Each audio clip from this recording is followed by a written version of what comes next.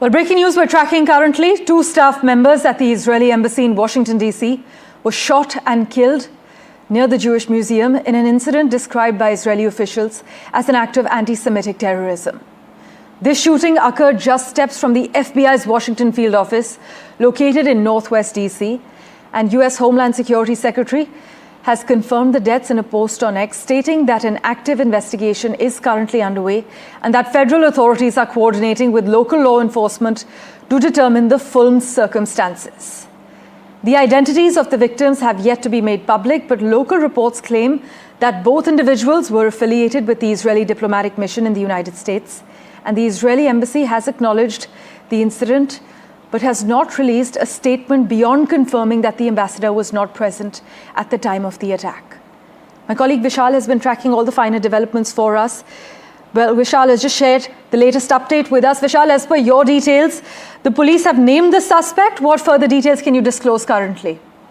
Well, that is correct. So the suspect is a 30-year-old male, and he has been identified as Elias Rodriguez, and he belongs to Chicago, Illinois. And that's what the details the U.S. authorities have shared. And they've also said that the D.C. police chief has said that while he was being detained, he chanted "Free, Free Palestine." So there was already an anti-Semitic angle to the whole shooting incident in which 2 Israeli staff members were killed. So now it's sort of confirmed that it could be that. The fact that the suspect chanted "Free, Free Palestine," and almost all the top leaders of the U.S. have said that it is an anti-Semitic incident and it needs to be condemned, and they have unequivocally condemned this incident. Be it Donald Trump or the U.S. Secretary of State Marco Rubio, they have all taken to social media and shared various sentiments and said that such acts of terrorism cannot be tolerated, and they are deeply into the investigation. The Homeland Security Chief Kristi Noem was one of the first people from the U.S. authorities to take to social media and talk about the incident, and said that it is already under investigation by the Homeland Security Department, which she heads, and the details are still trickling in. So far we can confirm that 2 Israeli embassy staffers were killed in this incident, 1 male and 1 female. This killing happened as they were exiting the American Jewish Museum located in Washington, D.C. And the suspect was waiting and he fired at them and they were killed on spot. As you mentioned earlier, there's no reports on whether the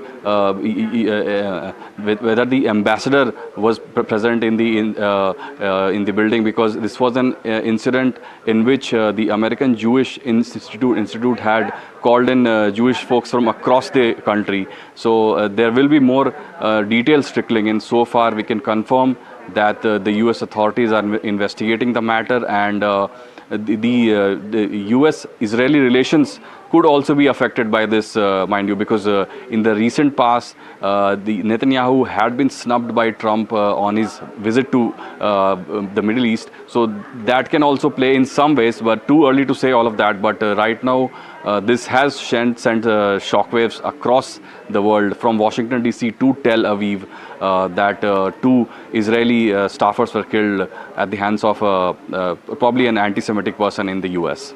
Right. Vishal, do stay on with us as I take our viewers through a reaction we've lined up for them.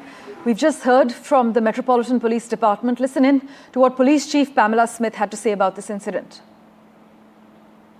At approximately 9:08 p.m. tonight, we received multiple calls for a shooting in the area of 3rd Street and F Street Northwest. Officers located 1 adult male and 1 adult female unconscious and not breathing at the scene.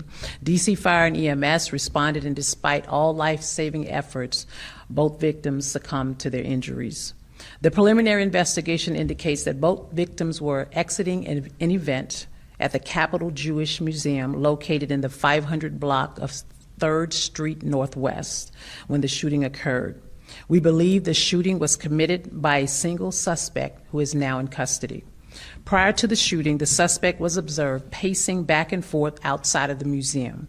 He approached a group of 4 people, produced a handgun, and opened fire, striking both of our decedents. Right, Vishal still with us. Vishal, The FBI director has also acknowledged this incident, and we're given to understand that Israel's ambassador to the United Nations has called the shooting a depraved act of anti-Semitic terrorism. That is correct. And the staffers, the other staffers at the spokesperson actually at the Israeli embassy in Washington has clearly mentioned that the shooting was what happened, at a close range. They were shot at a close range, so it was almost like a point blank shooting, and they died on the spot.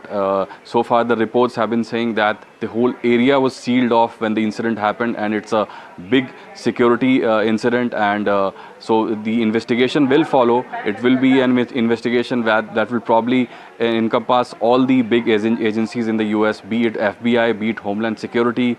So it remains to be seen what was the exact motive of the shooter, but he did, chant free Palestine. So that anti-Semitic angle will definitely prop up. As always, Vishal, thank you so much for joining us with the latest information you've accessed. This is a developing news story. We'll keep tracking all the latest updates.